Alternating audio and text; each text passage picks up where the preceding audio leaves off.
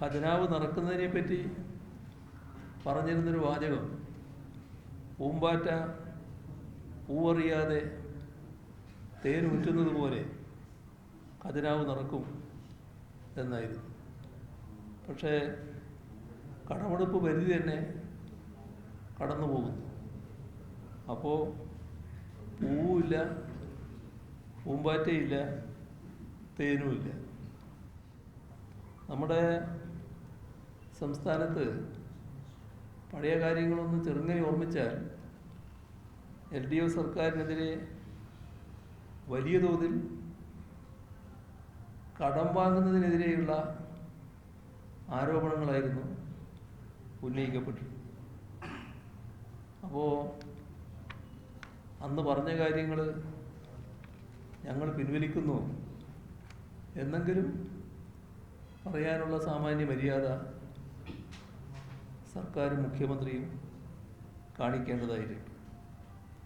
അപ്പോൾ കടം വർദ്ധിക്കുന്നതിന് കാരണമായിട്ട് UDFും ഇപ്പോഴത്തെ മുഖ്യമന്ത്രിയും ആരോപിച്ചിരുന്നത് സർക്കാരിൻ്റെ സാമ്പത്തിക അച്ചടക്കമില്ലായ്മയും ധൂർത്തുമാണ് കടം വാങ്ങുന്നതിനിടയാക്കുന്നത് എന്നാണ്.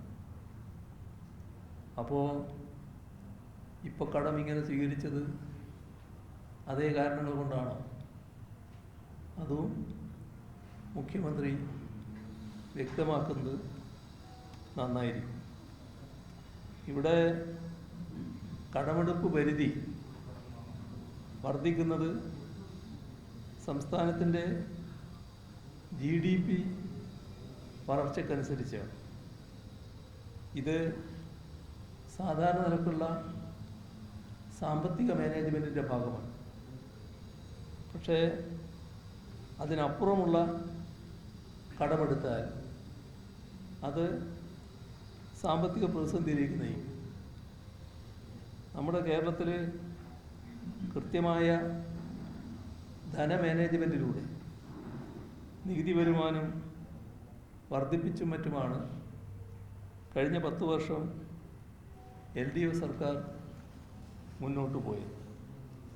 പക്ഷേ അക്കാലത്ത് സംസ്ഥാനം നേടിയ സാമ്പത്തിക വളർച്ച, വികസനം ഇതൊന്നും കാണാതെ കടത്തിൻ്റെ മാത്രം കണക്ക് പറഞ്ഞ് അധിക്ഷേപിക്കാനാണ് UDF ശ്രമിച്ചത്. ഇപ്പോൾ അന്നത്തെ ആരോപണങ്ങളെക്കുറിച്ച് എന്താണ് ഇപ്പോഴത്തെ അനുഭവത്തിൽ പറയാനുള്ളത്? ഇവിടെ ഖജനാവ് നിറക്കുന്നതിനെപ്പറ്റി പറഞ്ഞിരുന്നൊരു വാചകം, പൂമ്പാറ്റ പൂവറിയാതെ തേൻ ഊറ്റുന്നത് പോലെ ഖജനാവ് നിറക്കും എന്നായിരുന്നു.